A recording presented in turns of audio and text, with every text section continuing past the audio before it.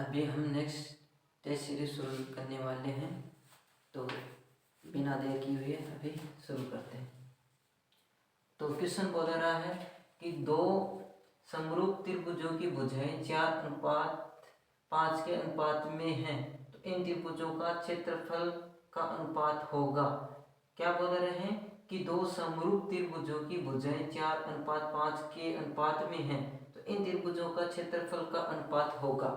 ठीक है, तो हमें पता है कि त्रिभुज का अनुपात दिया, किसका दिया है, क्या दिया गया है। पहली बात हमें दिए गए हैं कि त्रिभुज हैं, त्रिभुज की भुजाओं का अनुपात। तो भुजाओं का अनुपात हमें क्या दिया है, वो दिया हमें 4:5। और हमें निकालना क्या है, फाइंड आउट क्या करना, हमें फाइंड आउट क्या करना है, त्रिभुज के क्षेत्रफल का अनुपात, ये हमें फाइंड आउट करना है। ठीक है, तो हमें पता है कि जब त्रिभुज के भुजाओं का अनुपात 4:5 है, तो हम फाइंड आउट कर सकते हैं त्रिभुज के क्षेत्रफल का अनुपात। कैसे, जैसे हमें एक त्रिभुज दिया, कोई सा भी ले सकते हो आप, ये जरूरी नहीं है कि इसी त्रिभुज से, समकोण त्रिभुज से ही करें।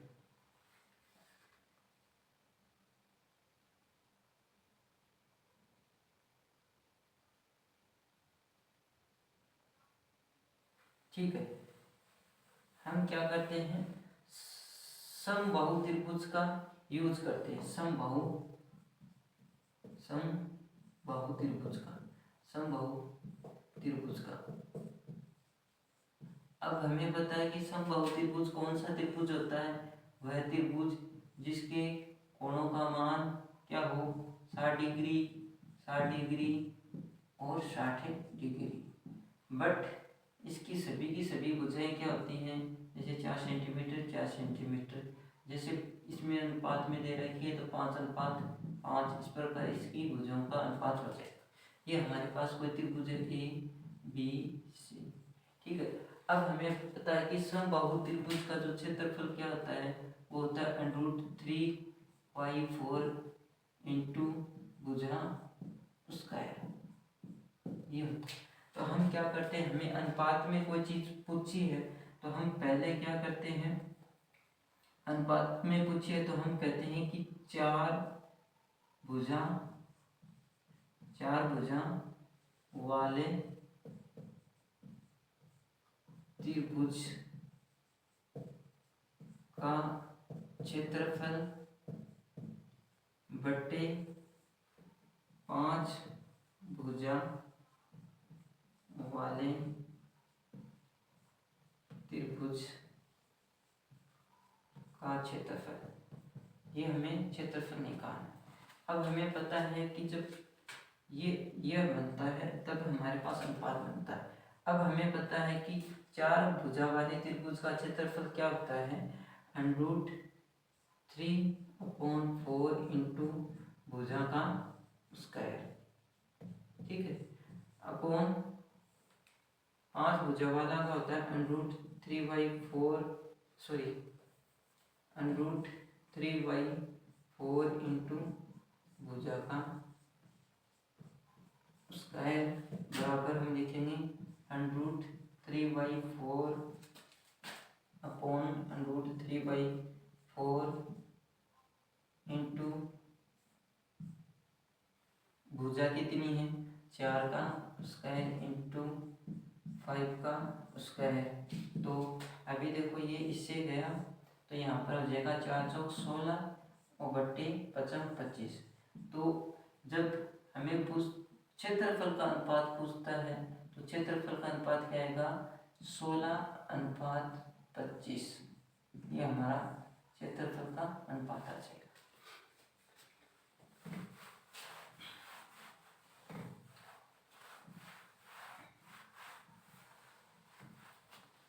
हमें एक क्वेश्चन दिया है कि निम्नलिखित एक एपी है तो इसका सारा अंतर ज्ञात कीजिए, इनके 3 और पद लिखिए। लेकिन वो एपी किस प्रकार की है, अभी देखो एपी हमारी क्या है, एपी है वो है -10 -6 -2 ओनली 2, उसके बाद में 100 इस प्रकार की है। ठीक है, अब हमें पूछा है 2 चीज पूछी है। पहली चीज तो पूछी है इसके हमें क्या करना है, सार व अंतर ज्ञात करना है। सार व अंतर, एक तो सार व अंतर ज्ञात करना है। ठीक है, दूसरी बात 3 पद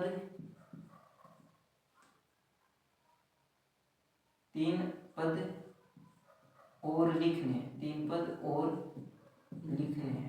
ठीक है, तो हम क्या करेंगे, इसको दोनों को सोल्व करेंगे। तो हमें पता है कि सार व अंतर हम कैसे ज्ञात करते हैं समांतर श्रेणी के अंदर। तो सबसे पहले हम क्या करते हैं कि हमारे पास a की वैल्यू क्या, a की वैल्यू है a1 या a की वैल्यू बोलते हैं इसे।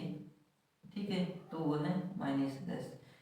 अब देखो इसे a1 बोलते हैं, इसे a2 बोलते हैं, इसे a3 बोलते हैं और इसे a4 बोलते हैं। ठीक है, इस प्रकार हमारी है। तो हमें क्या निकालना, एक तो a5 निकालना है, a6 निकालना है, a7 निकालना है।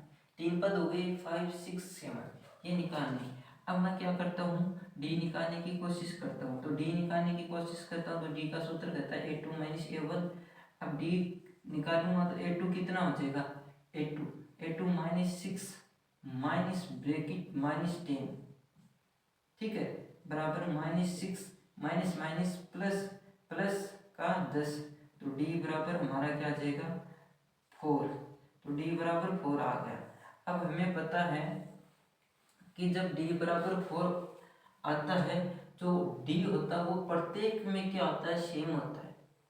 प्रत्येक में हम 4 जोड़ेंगे, प्लस 4 जोड़ते जाएंगे। जैसे यहाँ पर प्लस का 4 जोड़ा तो माइनस के 6 बच्चे, यहाँ पर प्लस का 4 जोड़ा तो माइनस के 2 बच्चे, प्लस का 4 जोड़ा तो 2 बच्चे। अब प्लस का 4 जोड़ूंगा मैं, प्लस का 4 जोड़ा तो 6 बना। फिर मैं प्लस का 4 जोड़ूंगा तो मेरे पास 6 4 10 बना। फिर मैं प्लस का 4 जोड़ूंगा तो 14 बन जाएगा।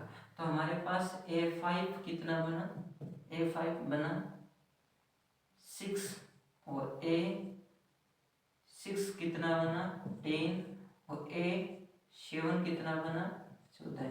ये हमारे नेक्स्ट 3 पद हो गए। ठीक है, उसके बाद में नेक्स्ट क्वेश्चन,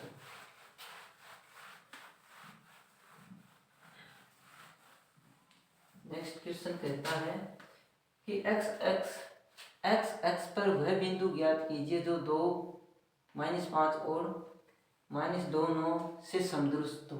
अभी नेक्स्ट क्वेश्चन क्या बोल रहा है कि x पर वह बिंदु ज्ञात कीजिए जो 2 -5 और -2 9 से समदुरुस्त हो। तो हमें पता है किससे 2 और माइनस का 5 और एंड -2 और 9। अब देखो ये 2 है, लेकिन कौन सी रेखा पर, x रेखा पर। ठीक है, x रेखा पर ये चीज है। अब हमें पता है कि जब x रेखा पर ये दोनों चीज समदुरुस्त हैं तो हमें क्या निकालना है, x रेखा के ऊपर ये दोनों चीज से समदुरुस्त है। ये क्वेश्चन में बोल रहा है कि ये x रेखा पर समदुरुस्त है। तो हमें पता है कि जब x रेखा पर समदुरुस्त होते हैं, जैसे सपोज करो ये मेरे पास x रेखा है। ठीक है, अब मेरे पास यहाँ पर x रेखा, तो यहाँ पर जो x और 0 एक युग्म बनेगा, ये एक युग्म बनेगा x रेखा के कारण।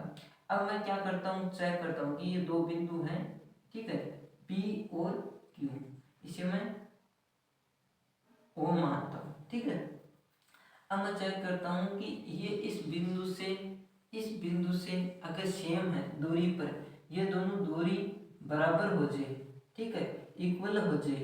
कौन से बिंदु की, 2 और -5 और -2 और 9, इन दोनों बिंदुओं के बीच की ये, इन बिंदुओं की दूरी और इन बिंदुओं के बीच की दूरी सेम हो जाए तो हमारा ये समदुरुस्त कहलाएगा। मतलब समदुरुस्त चीज है ये भी इसके समदुरुस्त है, तो हमें क्या निकालना है, x और x की वैल्यू निकालनी। अब देखो मैं अभी देखो p, एक तो हमारे पास पी क्यू दूरी, जब ये बोल रहा है कि ये बिंदु क्या है, ये है बिंदु समदुरुस्त है, ठीक है। तो समदुरुस्त है तो इसका मतलब क्या होगा, इसका मतलब होगा कि ये पी ओ बिंदु किसके बराबर होगा, ओ या क्यू ओ के बराबर होगा। ये बिंदु किसके बराबर होगा, पी ओ क्यू। इसका मतलब पी ओ दूरी क्यू ओ दूरी के बराबर होगी। अब मैं क्या करता हूँ, अब देखो मैं जानता हूँ दूरी का सूत्र ये होता है दूरी का सूत्र, लेकिन अभी कोडिंग काम में लेनी हमें। मैं इसको तो कॉमन मानता हूँ कि ये x1 और y1 है, इसे मैं कहता हूँ कि x2 और y2 है, इसे कहता हूँ मैं x3 और y3 है। अब मैं सूत्र लगाता हूँ पहले इस दूरी के लिए x2 माइनस x1 का whole square plus y2 minus y1 का होल स्क्वायर।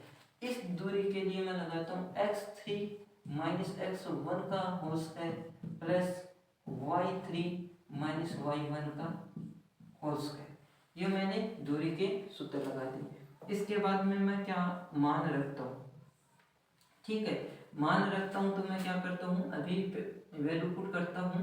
x2 की वैल्यू कितनी है हमारे पास 2, माइनस x की वैल्यू नहीं है, उसके बाद में स्क्वायर प्लस y2 की वैल्यू कितनी है माइनस के 5 प्लस माइनस y1 की वैल्यू 0, उसके बाद में फिर अनरूट।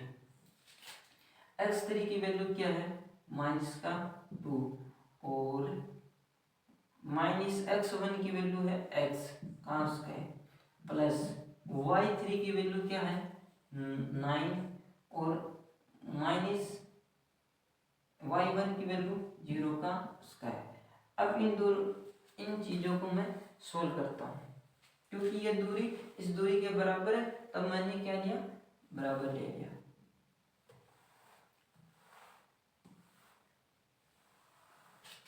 ठीक है, अब देखो क्या चीज आ रही है मेरे पास, रूट 2 माइनस एक्स का स्क्वायर प्लस माइनस 5 का स्क्वायर अनरूट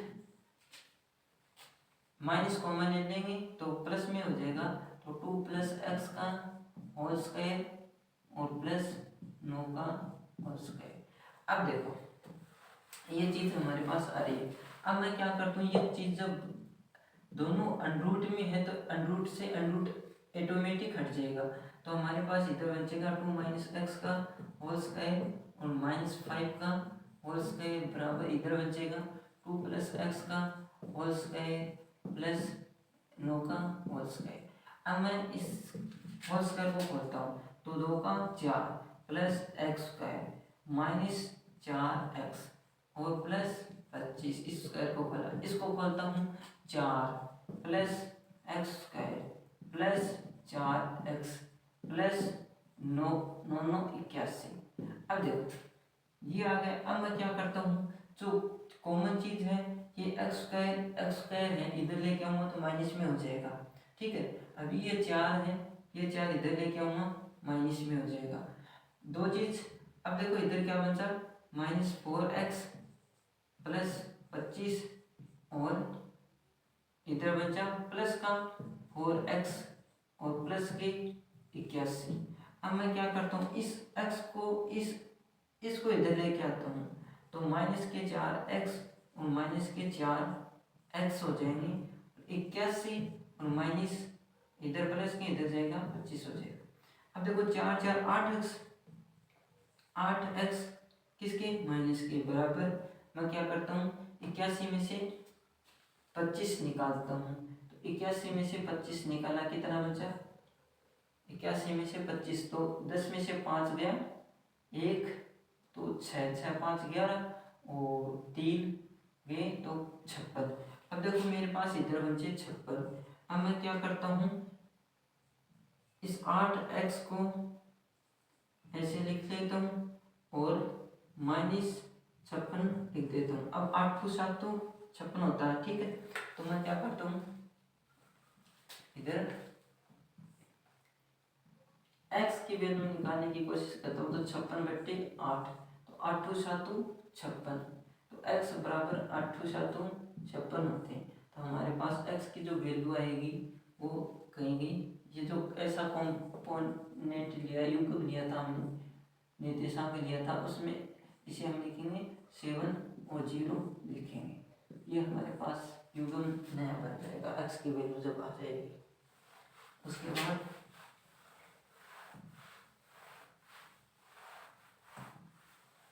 नेक्स्ट क्वेश्चन देखो, इसमें क्वेश्चन में बोला गया है कि यदि साइन ए की वैल्यू वो 3/4 है तो कोस ए और टेन ए का मान परिकलित कीजिए। अभी साइन ए बराबर 3/4 कोस ए और टेन ए का मान का परिकलन कीजिए। हमें गिवन क्या दिया है, गिवन दिया है हमारे को, दिया है साइन ए की वैल्यू, दी हमें 3/4 और हमें क्या फाइंड आउट करना है, हमें कोस ए और टेन ए, ये दो चीज हमें फाइंड आउट करनी। अब देखो साइन ए, तो हम सबसे पहले लाल बट्टे कक्का वाले फॉर्मूले में चलते हैं। तो लाल बट्टे कक्का, ठीक है, और इधर मैं ट्रेंगल बनाता हूँ। अब देखो इसे मैं ट्रेंगल को ए बी और सी से कोडिंग करता हूँ। अब देखो हमने साइन पहले लिखते हैं, साइन, तो साइन क्या होता है, लंब बट्टे करण। तो लंब का मान हमेशा लंब ये होता है, अगर मैं इसको 90 डिग्री मानता हूँ तो ये क्या हो जाता है मेरा लंब का मान आ गया 3, और इसके सामने वाली भुजा हमेशा करण होती है, तो हमें लंब बट्टा करण, तो करण कितनी हो जाएगी 4, और हमारे पास आधार है वो गिवन नहीं है, बेस, ठीक है, बेस है, हमें गिवन नहीं। अब मैं क्या करता हूँ, पाइथागोरस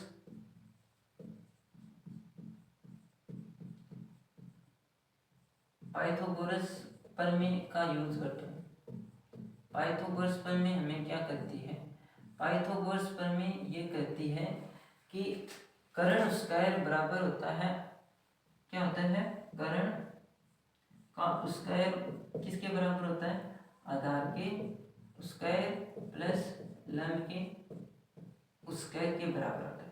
अब देखो कर्ण कितना है हमारे पास, अब मैं कोडिंग भी करता हूँ साथ में, क्योंकि कोडिंग बहुत इंपॉर्टेंट है। तो कर्ण क्या है, AC का स्क्वायर बराबर आधार है BC का स्क्वायर प्लस लंब क्या है, AB का स्क्वायर।